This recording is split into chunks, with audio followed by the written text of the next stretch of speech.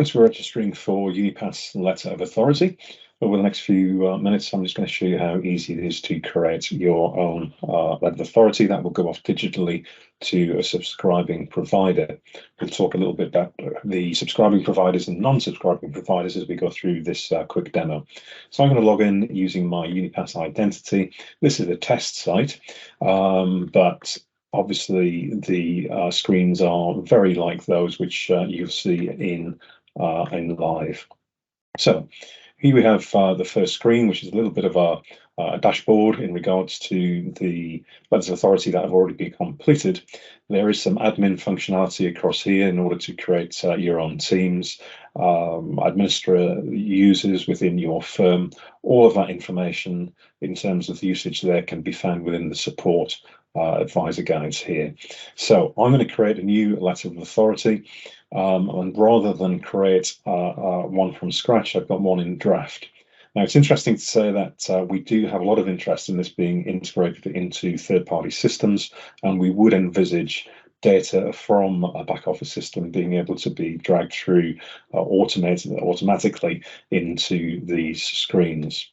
So let's go to draft. We've got one here for Jerry. We've got some basic information. Mandatory information in here is start, so things like the national insurance number, and the format of that is validated as we go through the system. Let's go to the next step. The system can be used for change of agency. If it was change of agency, then you would have additional questions around how the ongoing fees and perhaps legacy commission is being to be paid. We'll keep this as information only, and we're going to send this off today to our demo provider. What you can see here is we've got some basic information in the policy type. And one of the things we have done recently is to put some configuration in here to help the providers participate more readily.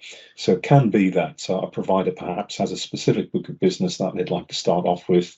And what we'll do here is look at the policy reference and actually tell you whether or not this particular product is supported through the service. So, for example, if I was to add another policy in here for the same provider, but let's say there's an investment product, say it was an ISA, the system is saying here that this would need to be sent through traditional means. But that's not the end of the world, because one of the great things about this system is that you can use a single client authorization for both the subscribing providers and any providers that may be subscribing but have books of business that can't yet be supported through the system, and then of course any non-subscribing providers as well. So let's just put a non-subscribing provider in here, and we'll put a policy type in here of pension. Let's say it's an executive plan, and 1, 2, 3, 4, 5, 6 is the policy number, just as an example there. Okay, let's go to the next step. And what we're doing here is just creating the letter of authority for the client to authorize. Within the system, we do actually produce a single letter of authority. So if I just have a look at this particular system-generated pack, we do produce one particular authority for one client authorization.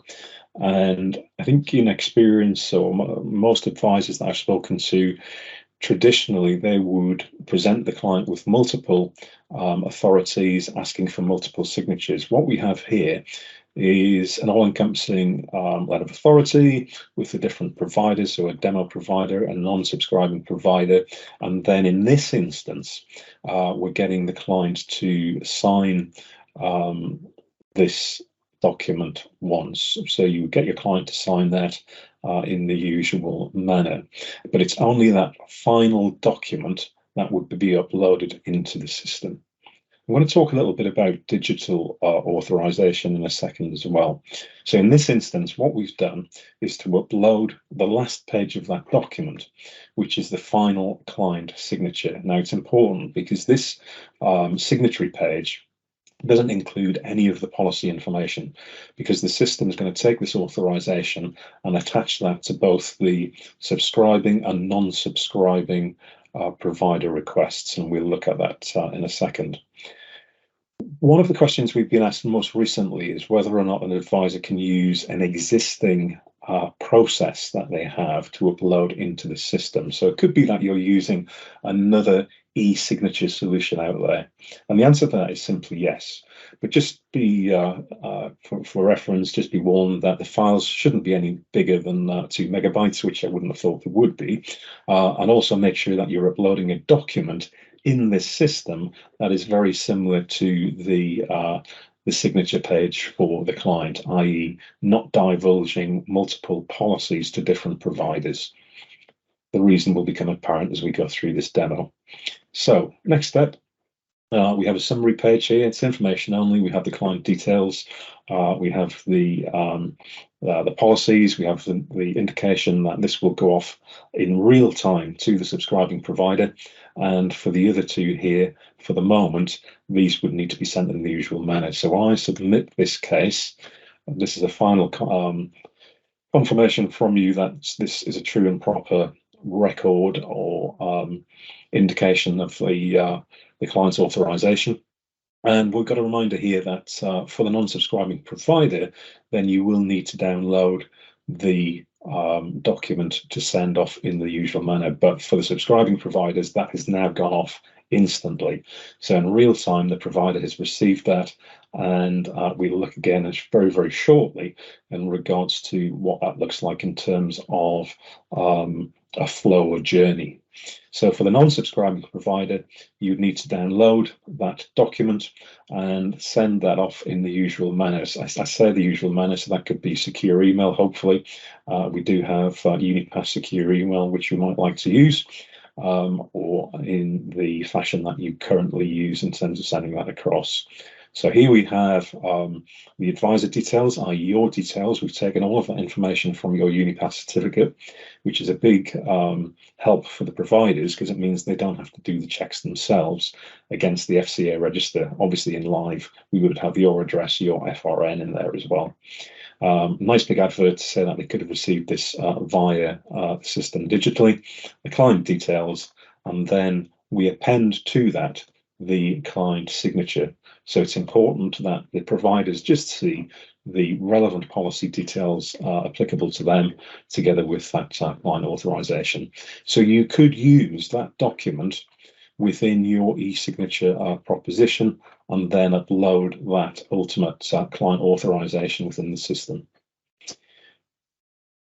So that's now gone off electronically, and you will get an update in terms of the progress of that as the subscribing provider goes through their own processes at their end. And just to show you what that might look like, here's one I've done earlier. So this is one sent off to my fictitious pensions provider. You can see the full details, and you can see there when it was created, when it was accepted. So in other words, this is when the provider actually says, yes, this is one of our clients, we recognize this, we're onto it. They may even give you some kind of service level. We don't insist on service level agreements being put in here, but it's in their interest to keep you updated. So it means that they've received that. You don't need to call their call centers to see if they've received it. And in terms of the request, you'll be able to download the ultimate response and save that against your client record. As I said earlier on, once this is integrated into back office systems, that would automatically be uploaded to a client record. I hope that's been useful. Very whistle-stop tour of the first letter of authority that you might like to send across. If you've got any questions, do contact our customer services team.